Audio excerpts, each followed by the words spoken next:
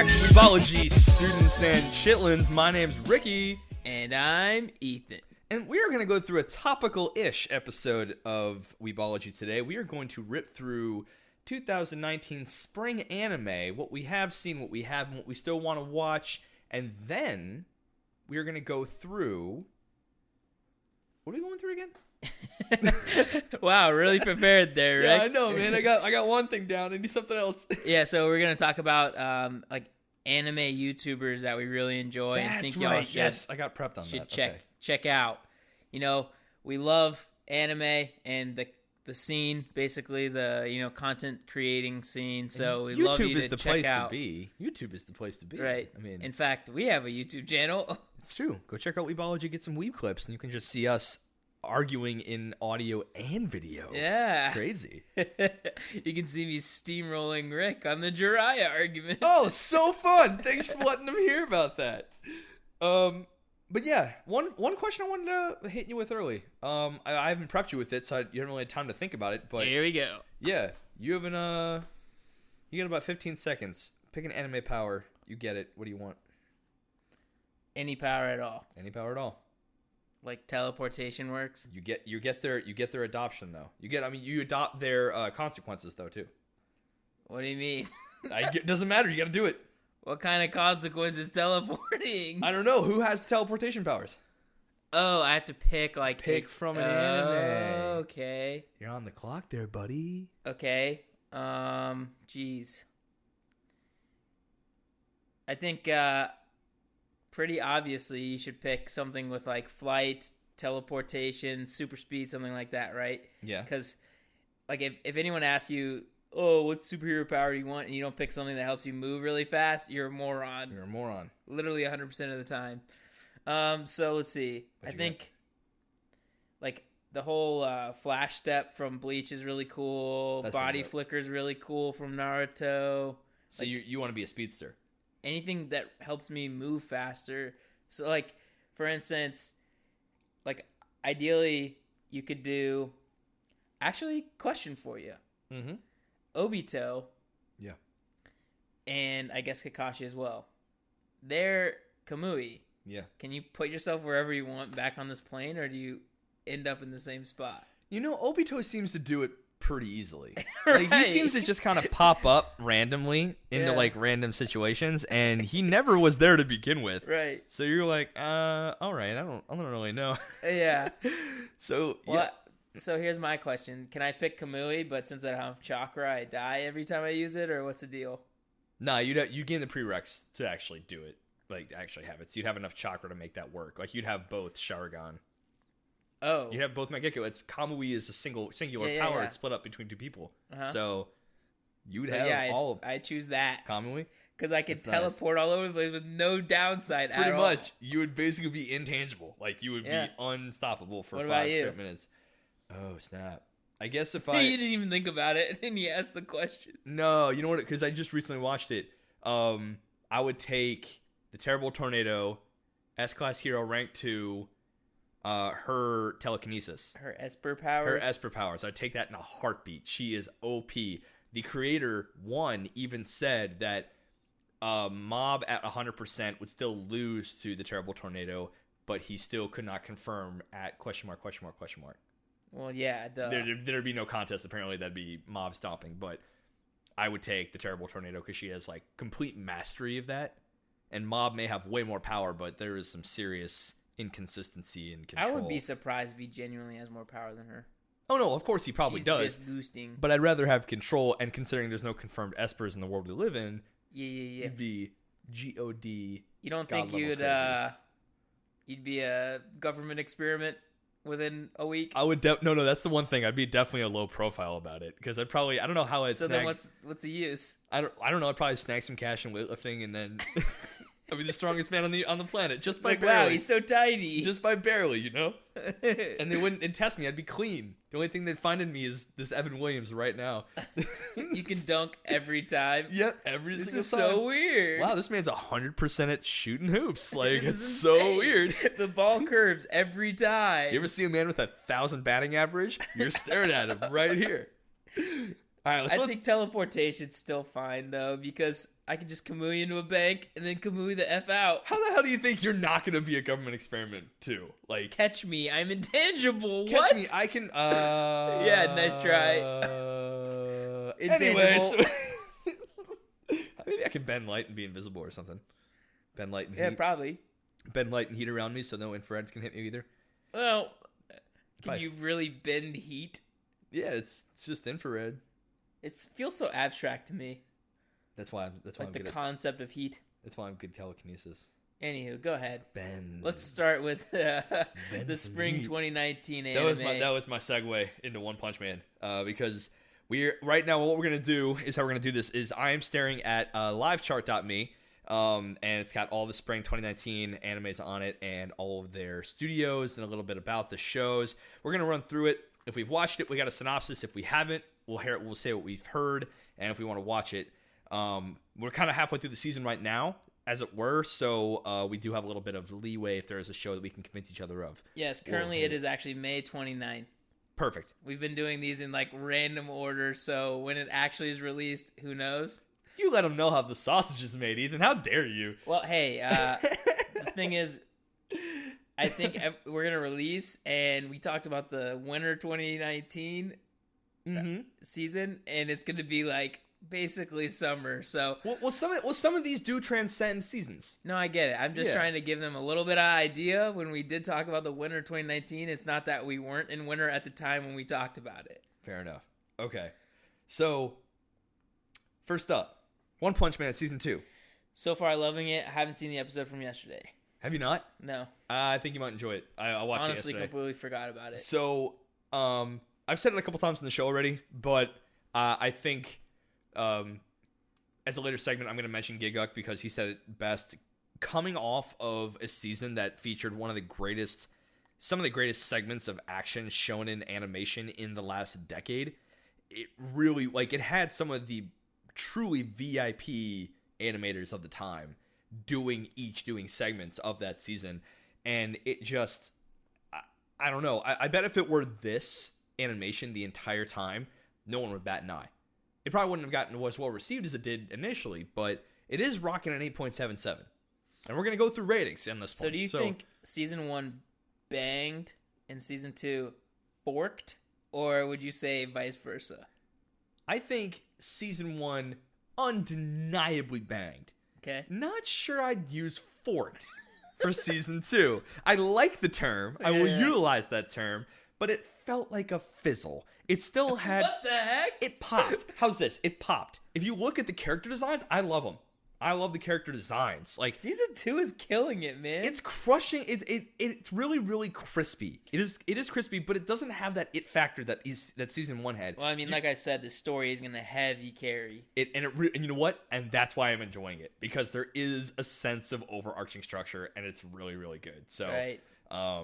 Yeah, I definitely recommend watching season 2 if you haven't. Me too. Yeah. Huge ups. So I would say definitely watch Season 1 first, so you know what I'm talking about. But if you haven't watched Season 1, then you're in for a banger. You're in for a banger. Banger. So next up on the list is The Rise of the Shield Hero.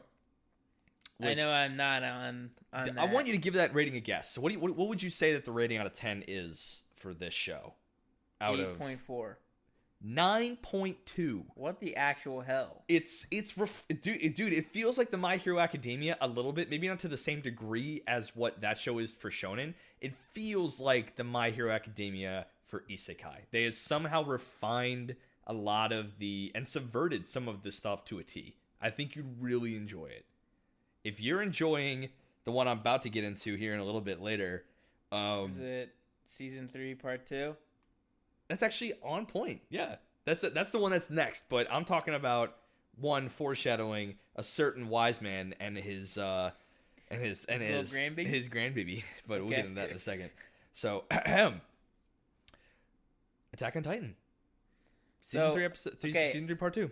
I want to be very, very clear that what I like to do when shows are out, unless I'm like fiending for them, is to let them do the whole season and then watch it. So you're not a big Part 1, Part 2-er when it comes to a full season?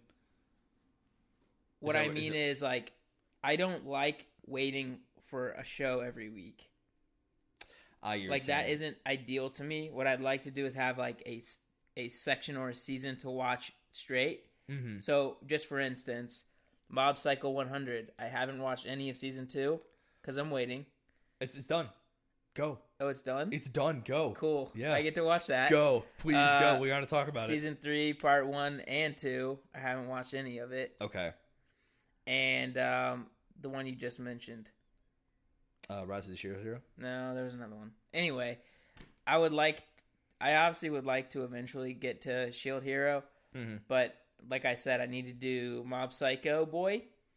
I need to do Attack on Titan. And honestly, we need to do like an in-depth at some point because I know you remember this, but I actually hated Attack on Titan after the first season. Yeah, I'd love to do an in-depth dive into after maybe the season 3 ends. Right. That'd be a really cool one to do. Yeah, cool. But yeah, go watch Mob. Everyone go watch Mob season 2. For me, Mob Psycho 100 might go down as one of my favorite anime I've ever seen in my entire life. See, everyone's hyping the living shit out of it, and like season 1 was really, really good, but like, damn, season 2 is just that much better. There's a lot of emotion, the power scaling is some of the best I've ever seen. But we'll talk about it. Hey, put a pin in that one for later because that's coming. That's coming later. So have you watched any? So you're saying you haven't watched Attack on Titan? Correct. So I like this one a lot. I like this season part more than part 1 because this is what I've always wanted in this season. It is like war strategy between the Titans and the humans. Ooh. There is this it's literally a 9 episode or 10 episode stand against the Titans at the outer wall. And it's this amazing like back and forth war tactics. And I don't know, they kind of like sharpened their focus. Season 3 part 1 felt like this is the struggles that can happen inside of an enclosed space of humans that all don't have the same pursuits as we do. But this one is like we are back to fighting the enemy. So if you felt disillusioned by the first part of season 3, then part 2 will probably do you right. It'll probably get you the fix you deserve from some cup Titan. Your bum and push you on along. It'll cup your bum and say attaboy. That's what it's gonna do for sure. So next is the second half of Dororo. I actually stopped watching it after the first half, after episode 12. I did as well. Oh no! So we both out of luck here. I mean, yeah. It was good. It was very good. Spoilers. Do we find out that Dororo's a little chica? A little chica there. Yeah. that is kind of a gender spoiler, but here we are. Yeah. Dang. Well, spoiled it is. Spoiled it is. What are you gonna do? I mean, watch it, y'all. Well, you can kind of tell. I can tell looking at the picture. Yeah.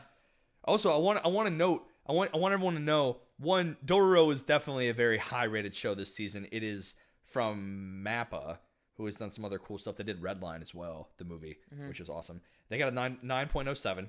Was it not weird the way that they released that though?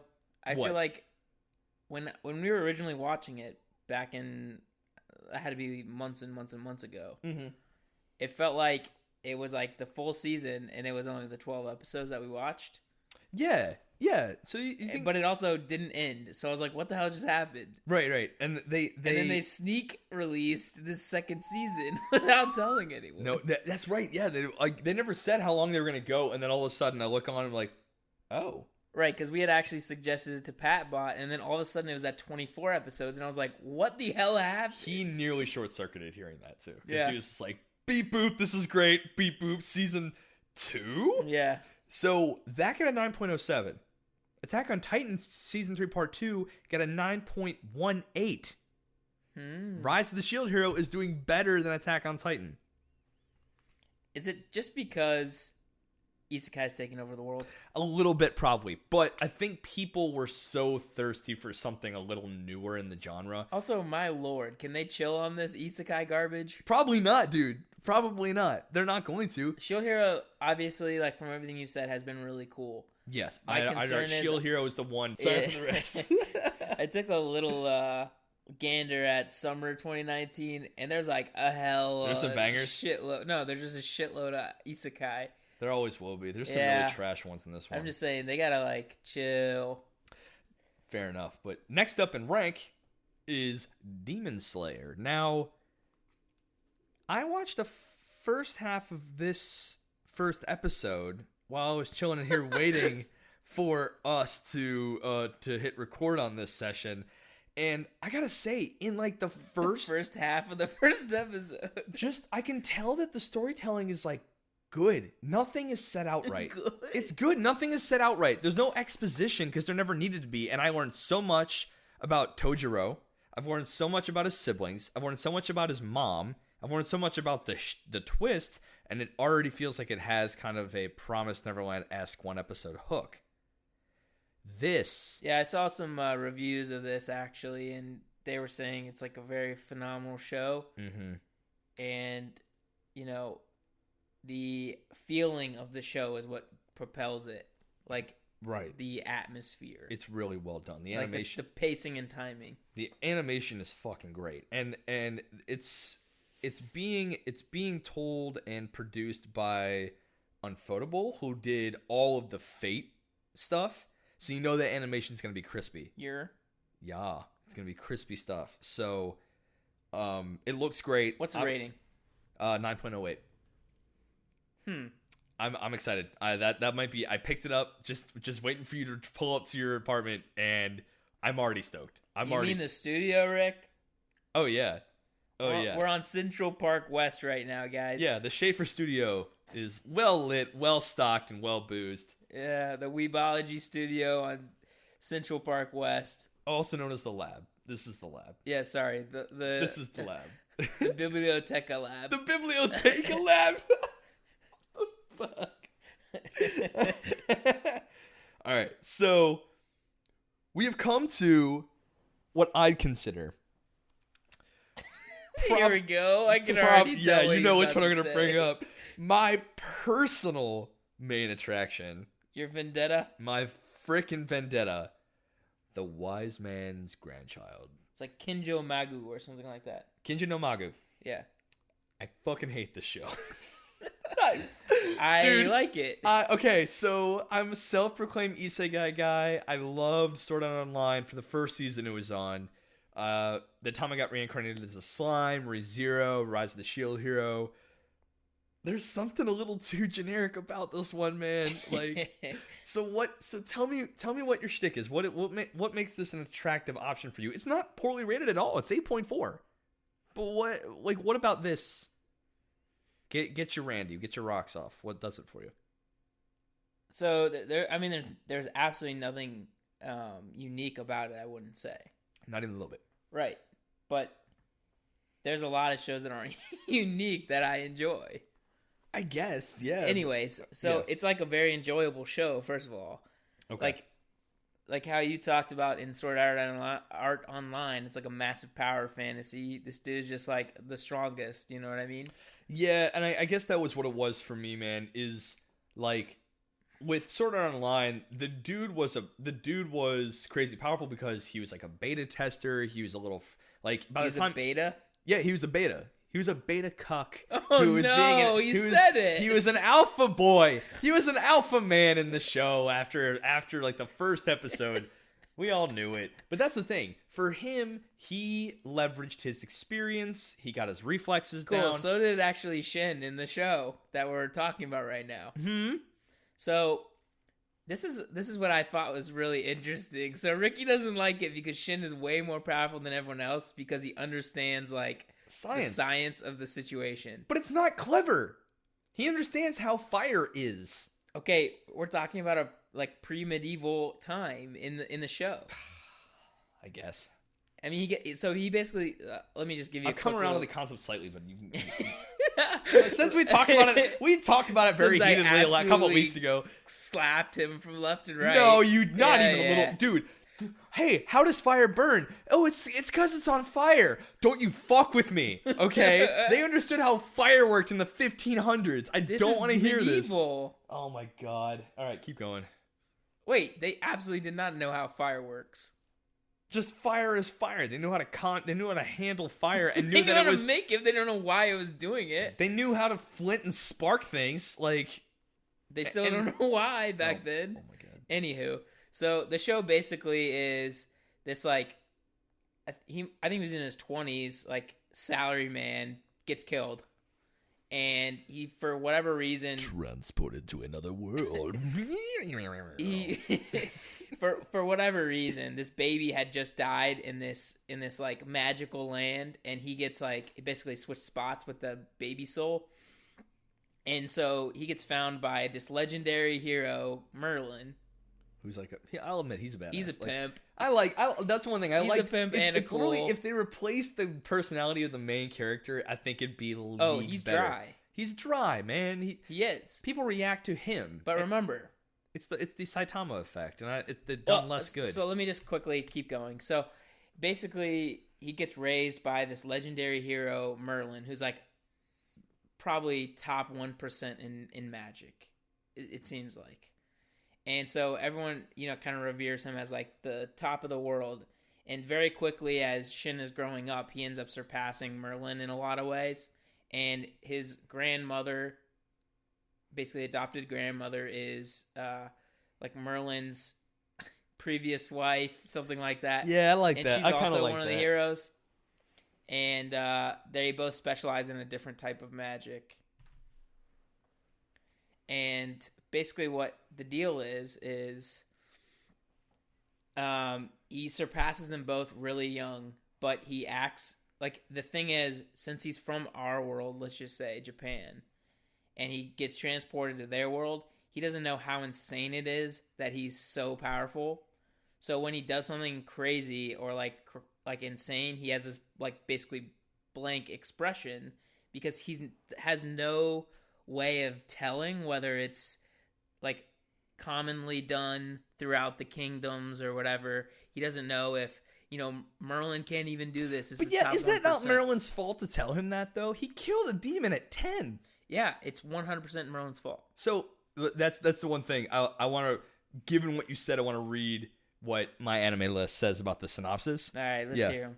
A young man who has surely died in an accident was reborn in another world as a baby. Isekai.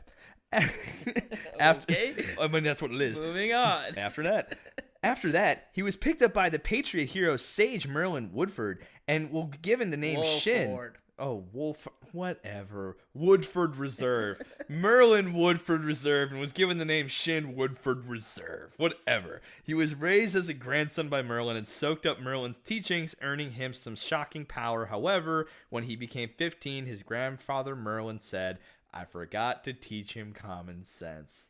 Cue the Full House music. Everywhere you go, everywhere Bob Saget is in the show. No, he's not. But that's the thing.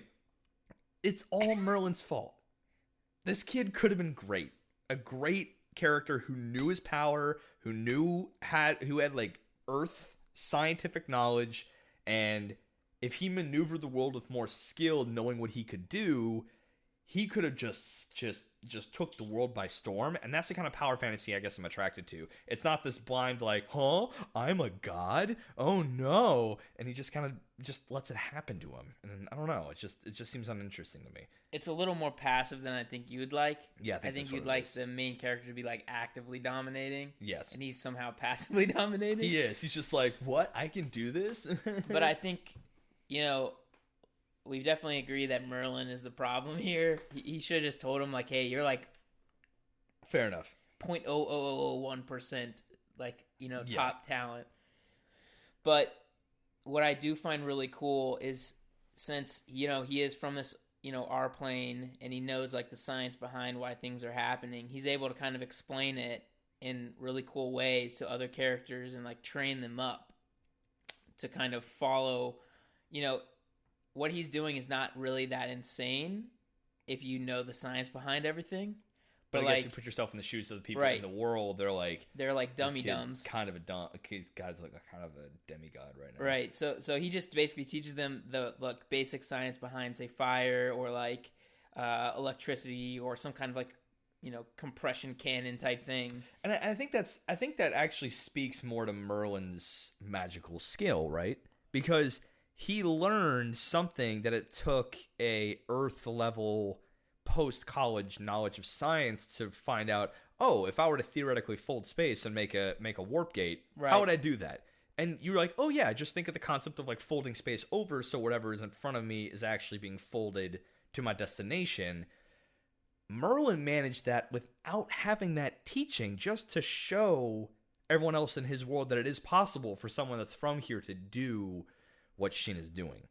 Right. So I thought that was really cool because I did like that Shin part. is basically by himself in this world because he's like far and away smarter and better than everyone else, right? Mm-hmm. So it's kind of like an alien.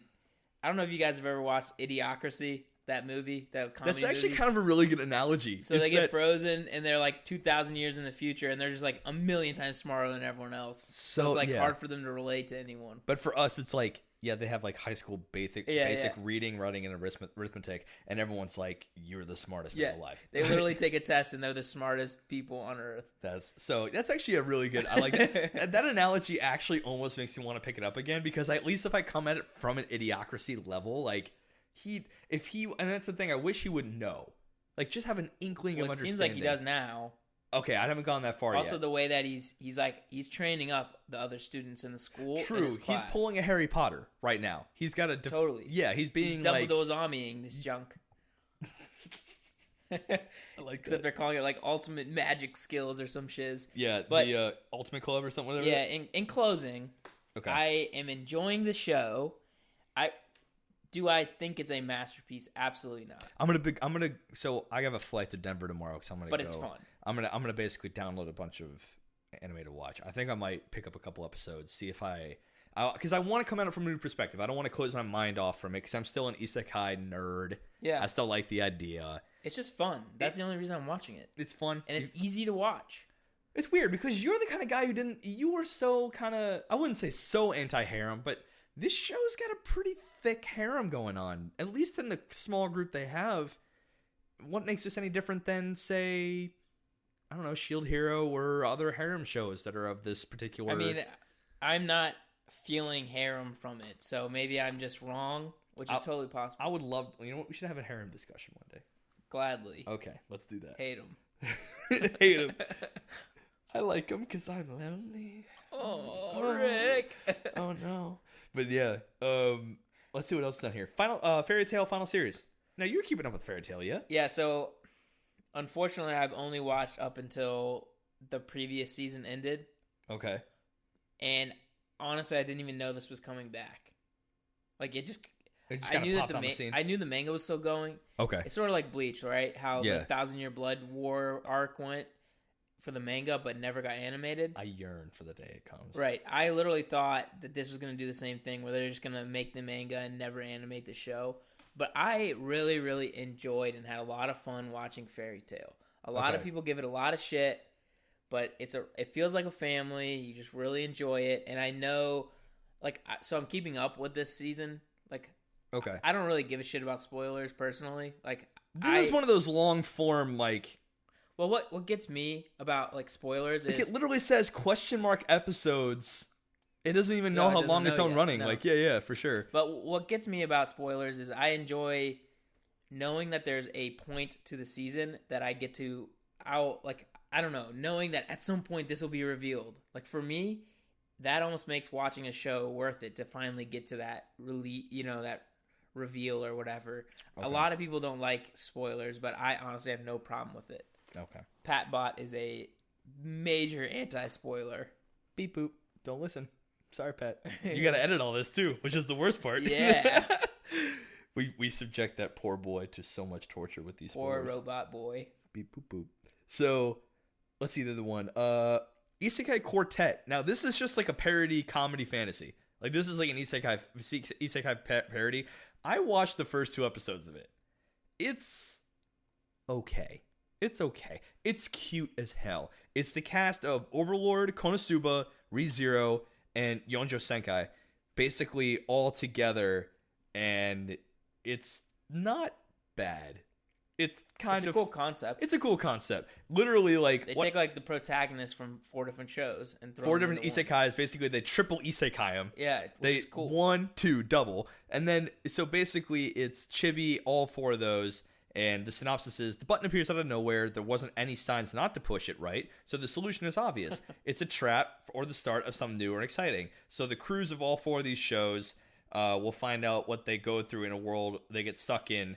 Class? It is literally a high school where they all go to school together. The creators don't give a shit. Like, it's great. Like, they're just repackaging. They're repackaging it. It's only 12 episodes. They're each 12 minutes, so it's all short form. Like, cool. so you can burn through it in 2 hours, and it's actually, like I said, I watched the first episodes. It only took like 24 minutes, and it was quick. It was fun. So we're kind of at the bottom of the notables. Let's see if there's any other kind of. There's Fairy Gone. Did you watch any Fairy Gone? I did. So I watched the first couple episodes. How'd you feel? Not a fan. Not a fan? So what I thought was kind of cool, the concept, the plot basically seemed really cool, like the little blurb on, what was that? Yeah, Hulu. I read the little blurb there. It's basically like there used to be this war that ended, but basically there was this elite crime fighting group that used these fairies to, dominate war. And then they started putting fairies in people. My face through the mic. It's right. Whatever. So. And what I thought would be cool is if it was kind of like not really Attack on Titan, but actually kind of like the Beasts of Grendel type deal. Yeah, right. Or like, what was that other show I was just talking about? How they used to be soldiers and they had these like special powers, and then they come back to real life and it's just like, oh, I have all these powers. There's a show exactly like that. Oh, you got so many Anyways, powers. it's really formulaic to like something you would expect, but the like fairies are CG. There's whiny little girls in it. I don't know. Okay. It didn't capture me within the first 2 episodes. I know I'm not really following the religion of 3 by giving it 3 episodes, but I don't think it deserves it. You can give it. You need to give it 3. You need to give it 3. Fine, I'll give it its third. You gotta give it a third. You gotta do your due diligence. If you start the first one, the religion says. Yeah, you're right. 3. So 2 of 3 has been less than interesting, but I'll give it a third. Well, to your credit, you have a keen nose, and I'll admit that. So you have a keen nose that all of these first top few are all well above 8.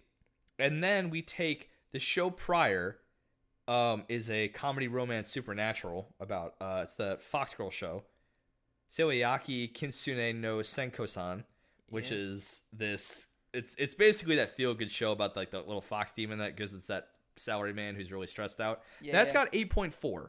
Okay. The next watch show is Fairy Gone, which is 7.21. That is a huge dip. That's more than I'd also like to say that is way overrated. It's worth tops in the 60s. Fox-kun? No.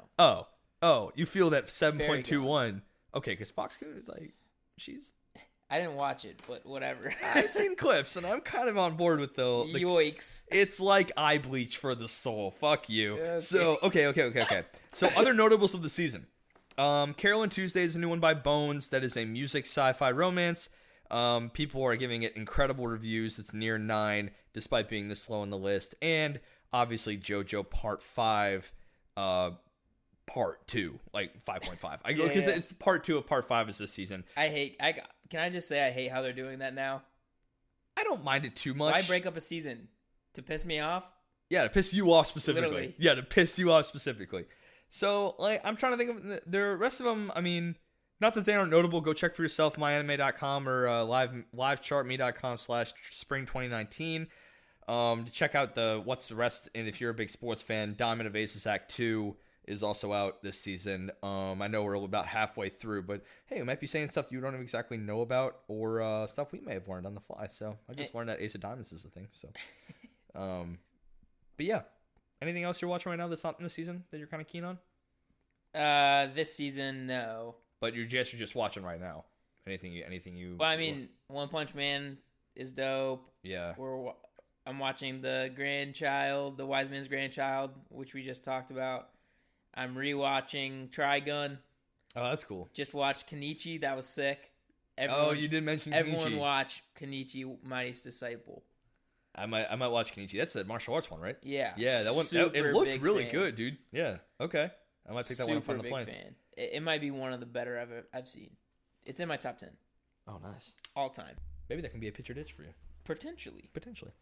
Okay, so next segment, we're going to be talking about another segment of the anime community that we are a fan of, the YouTube. The YouTubers. The tubers of the U. So, me and Ethan had kind of chatted before this episode about some of our favorite YouTubers that we're real big fans of that do good work in either their particular lore or their overarching research or commitment to the genre. So, who would you say of your small select would you say is your favorite? We're each doing 3. We're each doing 3. So, I think my favorite has got to be Tekken 101. Wow. And I'll tell you exactly why. So, I've never been a big fan of him. Not a fan. I haven't really watched him. I've not been exposed. So he's a weird kid, and but he's cool as hell. Regale me. What makes him? What great? I like about him is like he's cringy, but he knows he's cringy, and he just goes for it. That's awesome. I like people who are like really comfortable in their own skin in a way that they're like, yeah, I'm a dork, so what? Okay. But he gets so in depth on these anime. So I'll just quickly give you a summary. When I originally started watching him, was like way back in the like 60,000 subscriber range. He's up in the 3s or 4s now. He mainly did Bleach discussions, kind of not walkthroughs, but every episode chapter he would do kind of discussions, reviews. He did a review of every chapter. Yeah. That is some serious commitment. I respect that heavily. What is it, like 700 chapters? It's really long. That's he insane. did like Bankai discussions, all that kind of thing for Bleach. And then when Bleach ended, sadly, he moved on to R.I.P. to One Piece. Oh. Which obviously I love One Piece too, so it ended up working out for me that he actually went to another anime I was a big fan of, and then he collaborates on the Rant Cafe podcast a bunch of times. Oh, that's cool. Okay. Right. But what I like about him is, first of all, he's got like some kind of crazy memory for anime. Like I promise you he remembers every Japanese name for like swords, for like all these shikai, bankais, all He'll that remember stuff. like panels of chapters, yeah, where to find stuff. Honestly, like a steel trap mind for anime, which is really cool. That makes it easy to go reference that kind of thing in a video. Yeah. It's like, I already know what scan I got to go grab or what picture I got to go grab. That's cool. And he basically every video he does, he's sitting on the edge of his bed, just talking to like what I can only assume is his laptop or his computer with like a nice camera. And how long has he been in the game? How long? 10 years at least. 10 years? Oh, actually today. Yeah? Today or tomorrow is his 10-year anniversary exactly. Well, happy birthday, Tekken 101. Yeah, happy birthday, bud. That's awesome. And so he's been doing it in the same kind of like spot. Literally. With like maybe a better camera now. Yes. But just like a better mic equipment, but like at the edge of his bed. Yes. I respect that. What's even doper is he does almost every video in like one take. He just talks and he never messes up. Like he's an absolute man. Seriously. Oh my gosh. Hey RoboPat, eat your heart out. Yeah. You've had to edit this 30 times since we started, and it's only been like 20 minutes, maybe. Yeah. So I'm a huge fan of. I think his name is Matthew Crawford. Okay. He's really cool dude, though. I mean, like I said, he's really self-aware of his cringiness, which is cool. Like I don't mind dorks and nerds as long as they're, very confident about being a dork and nerd. You know what I mean? Oh yeah. So I'm a big fan of all his content, and he just really goes super in depth and really kind of. He even do like geography lessons of like say One Piece. Because it's a massive... It's a world. It's right. a world of things, yeah. He gets really in-depth on, like, different parts of the world, like theories, stuff like that. He's an absolute blast if you love anything Bleach, One Piece. I might pick him up for Bleach for sure. So yeah. I'm kind of a Bleach nut. I like that. And he talks about some other series, too. So, definitely go ahead and give him a watch. And if you're listening, we'd love to have you guest star on a podcast episode. We're not going to fake it. This is Ethan and I's idea to try to get people on this at some point. That's kind of a thing. It'd be great to have some guests on here. But I mean, for real. Guests. Yeah, no. I mean, 10 years, that's insane. Yeah. That is super respect him, and I love his content. So, figured I'd start with him as my favorite anime YouTuber. Shit, if I had to go with my favorite, man, I feel like it's got to be Giguk. I mean, just for so many reasons. Like Giguk. That man. He has got the full, well-rounded package when it comes to anime. To the point where when he does a season in a nutshell video, that's my go-to as kind of a rubric of what to watch and what not to watch. Just because his opinion has always been pretty 100, dude. It's been pretty 100. So yeah, go ahead and tell me what 100 means in this context. Means one, like he's basically he's a walking dank meme. That's what it is. But also two, his opinion has always been pretty consistent, either with mine or the community at large. So either he may not hold my opinion specifically about a show, but he definitely will represent what either the community will feel at some point in the future or has already felt up to this point about a show. And it's always coming from him. He's been doing it for 7+ years minimum. I know it's at least 7, but it's probably more than that. He maybe has some really old ones I don't know about. I guess I'm not that big of a fan that if I don't know about his 7-year+ stuff.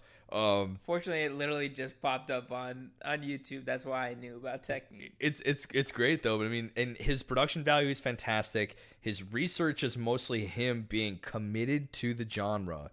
Like and what I've noticed is when he does the season in a nutshell, he will watch. He is a prophet. He is an evangelist of the religion of 3. He will watch the first 3 episodes. In 3 we trust. This man is great. I love him. He does the proper work. He does the research. He does the production value.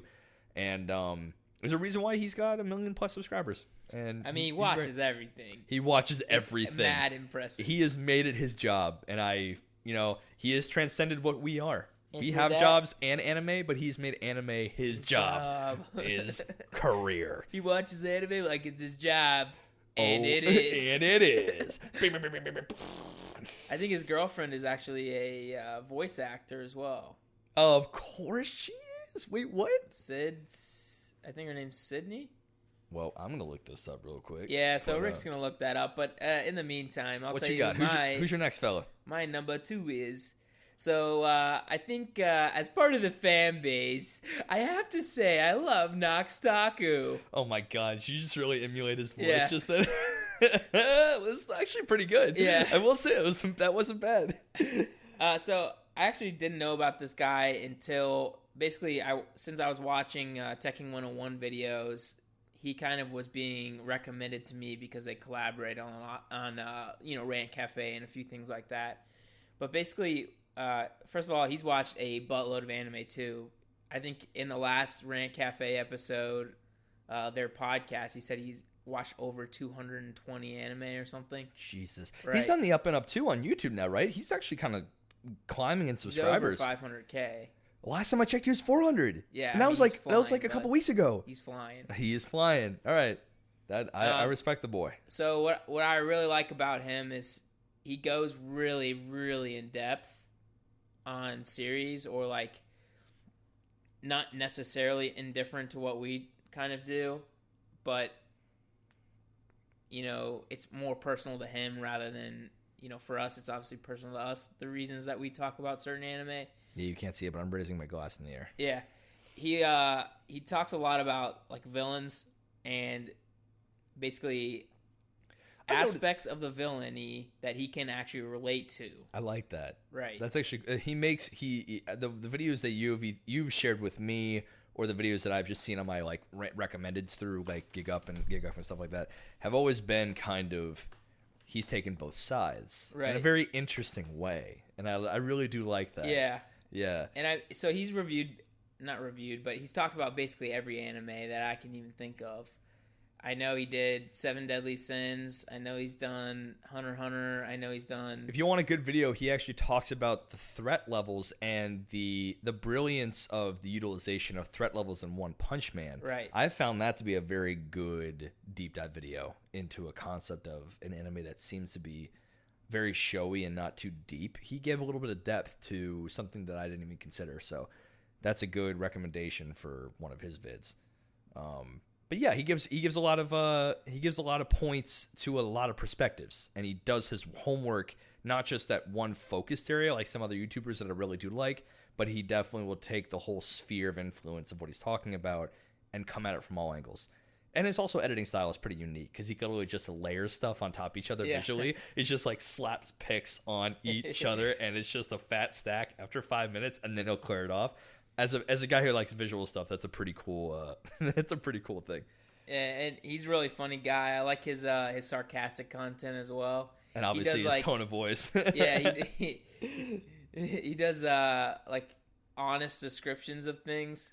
Like intentionally that is sarcastic. him, isn't it? Yeah. Oh, God, I've never actually once seen a video of that, but I've always seen it in my recommends. So basically, we're confident at this point that YouTube will steal things that I've been watching and recommend it to Ricky and Patbot. We will definitely see. Guaranteed. We'll see each other, and we'll text each other in the group chat. Like, hey, have you been watching this? And the guy's like, yeah. And then Pat's like, and RoboPat's like, boop, boop, I am researching. And researching for my machine learning neural network programming. And I'm like, yeah, that's how I programmed you. Anyway, so I watch a shitload of Nuxtaku, so I would be really surprised if it wasn't showing up in his recommended. Because we're like, he does. Like, he's like now friends sprinkled on not Facebook, on YouTube. The I don't know how that works. The Yutubs. Yeah. I think they know that we're in a chat together. We're in 2 chats together. And I think they know it's like, oh, these people care. Yeah. They're what they watch that the other person will watch. Right. Well, I mean, I think there's a way to actually friend people on YouTube so that we can share stuff with each other. Yeah, it's called right? Google Plus, and I'd rather saw off my left foot than be on a Google Plus again. So. Yeah, but we are friends on there, so what the hell?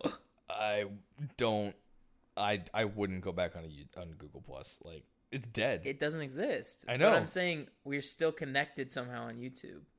Through the algorithm. Anywho, the all powerful godlike algorithm. Really big fan of Nuxtaku. Nuxtaku's got some good. I love his sarcasm. He's got some good shit. content. Yeah. So he deserves the up and up. Yeah, for sure. I'm not a fan of 100% of his opinions. I think some of them are a little whack, but you need a little bit of that out there stuff, though. You do. 85%, I'm on the same page with him. That's cool. Plus, I can definitely relate to a lot of, maybe not me personally, but a lot of the the kind of villains in any of the anime. Like, you can, and we've talked about this too. You can definitely tell, like, maybe this isn't the way that you go about it, but it's not necessarily. But your purpose insane. is a little more true than people let on. Like, right. It's actually not a bad motive. It's just really warped. Right, and I think he's really interested in psychology, and I think I am too. I'm sure you are too, from our conversations. I really am interested in in the psychological aspect of a villain, but also when it comes to anime, I like the science. Right. I'm a big guy. I'm an engineer in real life. You're an engineer. So. I'm a computer scientist. When it comes to formulas and the numbers, we are both keen on that kind of thing. And when it comes to that, do you have a bachelor's in science? Yeah, I got a BS in computer science. So is it really in science? Yeah, I thought it was in BS in computer science. Yeah, but I thought it was a bachelor's of the arts or something. Absolutely not. I went the full Monty. I went the full 9. No, I thought they just they completely cucked you. No, they didn't cuck me. Okay. I cucked them, if anything. I got all the way into the sciences. There we go. And because I did, I'm a big science guy, and it comes to numbers and equations. There's one YouTuber I turn to for that kind of thing, and it is Seth the programmer. The boy. He is, when it comes to equations and working out not only scientific notation and joules of power. This will take 6 octillions of force. 6 times 10 to the 27th joules to blow this up, or this particular planetary gravitational level needs to be broken in order to.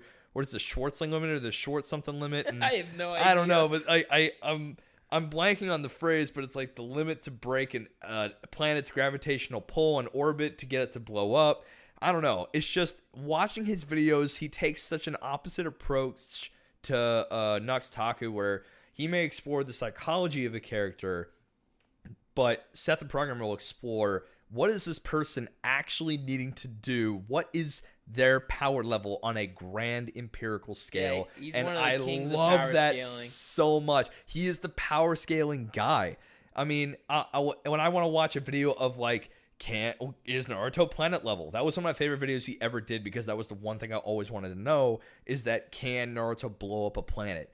I mean, he punched the shit out of a dude who cut the moon in half in a movie. So, and that was one of his big talking points, and he basically hits all my points as someone who likes to take the more logical approach to my fantasy. As a scientist. Don't get. Yeah, I'm not a scientist, but I will. You know what? I'm a scientist. Yeah, we're both scientists. I'm a scientist. Get over it. I am. I have a bachelor's in science. But we're both bachelors of science. I am a science bachelor, and because I'm the former, I'll always be the latter. Oh God. So yeah. I just want to say sorry to Pat because Ricky's dinged the shit out of the mic about 4 or 5 times. I would say twice. I'm counting it. Whatever. I'm just looking at the waveforms, and there's just spikes all over the damn place. So you can level it out, Pat. I believe in you. Beep boop. Do your job. So in any case, Seth the Programmer, he does a lot of collabs with a lot of other cool people. I was gonna say, I love that he does collabs. He'd in always spaces like someone who's for instance, somebody who's a expert in Marvel or whatever. He'll bring them on to have the anime and Marvel kind of collaboration. I love that because he'll do the work and the math to say, hey, I'm coming in with this perspective. Here's exactly how much this attack would do, or this guy would have this power level, or is this guy a planet, solar system, universe buster? He could bring that kind of perspective in, and in my opinion, that actually adds a little bit of validity to a given channel or a given video specifically, like, you know, hey, can Thor's hammer do this? Well, from what we see on screen, we can do this with visual evidence, but then Seth the Programmer can come in and be like, oh, but here's the numbers. Here's this. And he's known for that now. So I heavily respect him as a YouTuber, especially as an anime YouTuber, because he's kind of brought that logical perspective in a very illogical space, you know? And I know he's going up in subscribers, too. Like he's fairly steadily, even though he does like one video every month. Basically. I think he's approaching 1 million. I want to look. No way. Hold on, I'm looking at it. He's got to be getting close to 500 or 600. That's my guess. Yeah, I got my laptop down here looking at this stuff. Seth the Programmer is rocking.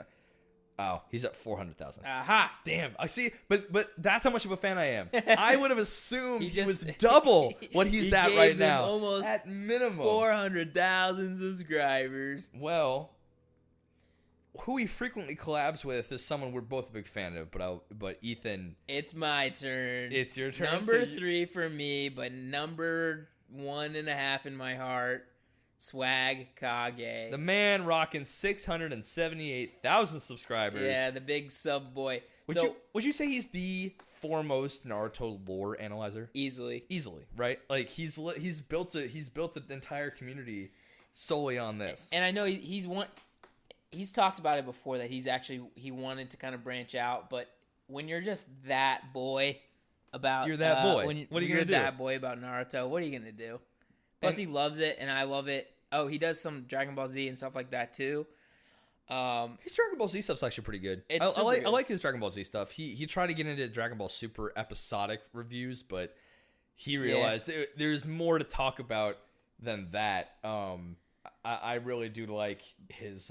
But yeah, I mean, he's the deepest in lore by far. And he'll read everything related to Naruto to give you the best possible information. His scans folder on his computer of Naruto manga has to be insane. Like categorized, like it must be by character at some point. Yeah, and like because he's probably have to find that stuff super quickly to pull in info. And well, he's another guy that releases a video maybe every month, but when he does, it's like 30 minutes of just pure like information dump, and like just we'll get whatever point he's making. He backs up like a bajillion % with like feats or, actual words that this man's all about the feats. He's all about the feats. Yeah. If you're liking what Ethan's putting down when it comes to his YouTube recommendations, 5 months ago, Nuxtaku and Swagkage put out a collab video for ranking every arc in Naruto. It was a blast. That one's good. I like that one a lot, and I think that if you want to watch both of them do their thing, go check out that video.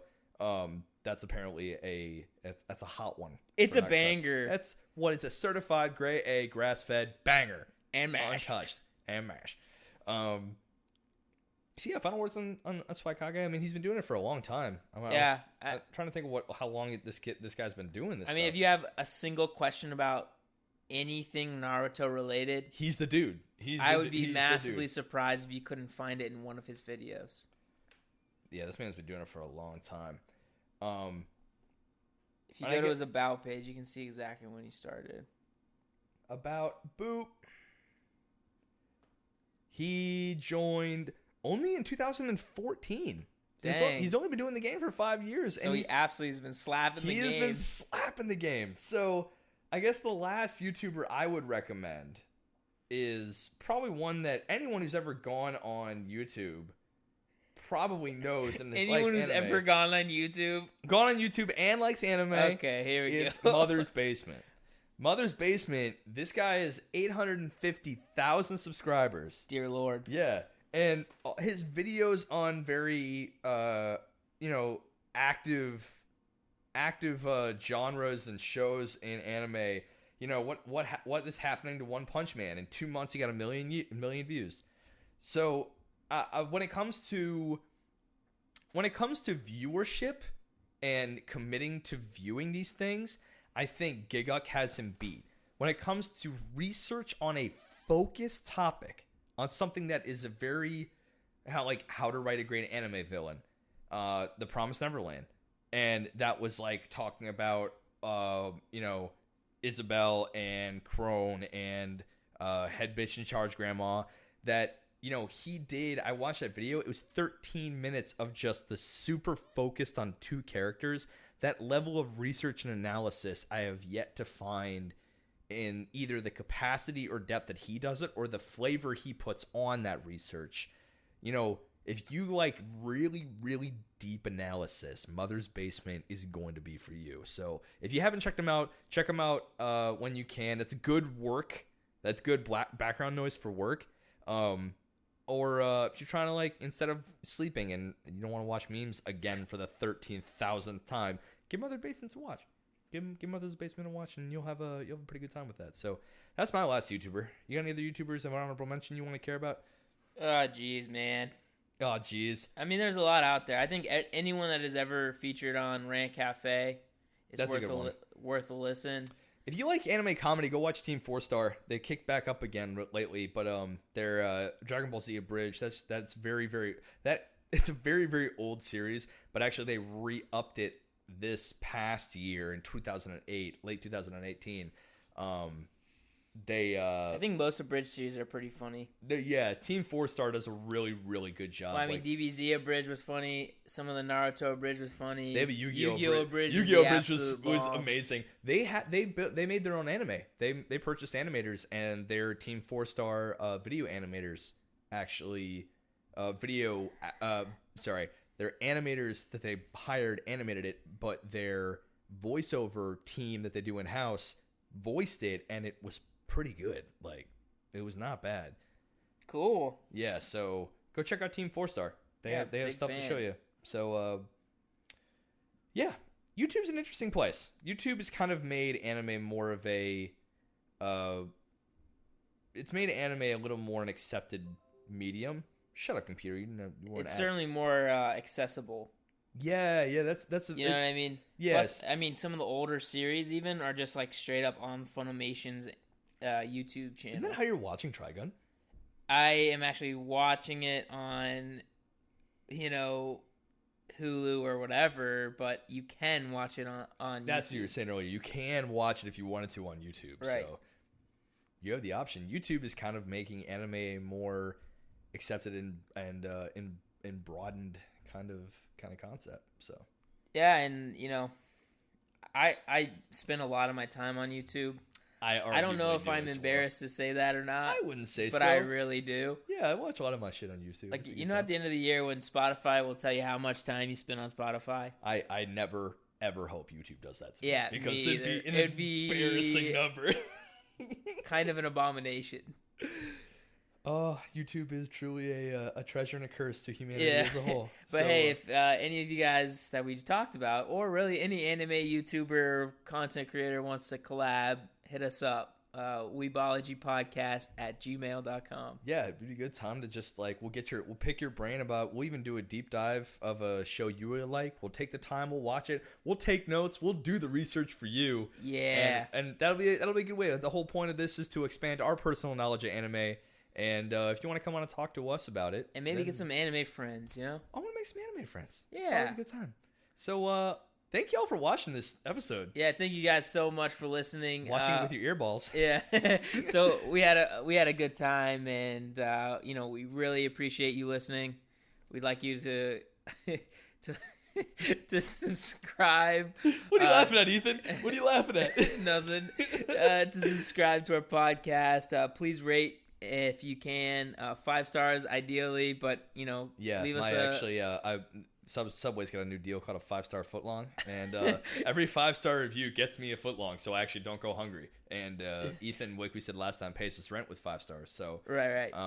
We do use the 5 stars, specifically 5 stars. 4 stars will not get him rent or me a footlong. So yeah. I have to suffer with a 6-incher and him living in a box in the street. So please, but reviews really help. That'd be great. Podcast grow, and maybe will help us put some food on the table. Yeah. If hopefully a footlong and not a 6-incher. So yeah. I'm Ricky, and I'm Ethan, and this has been Weebology. You got learnt, turned, and served, and burnt. All right, guys. Peace out. Deuces. Pieces. Deuces, I said.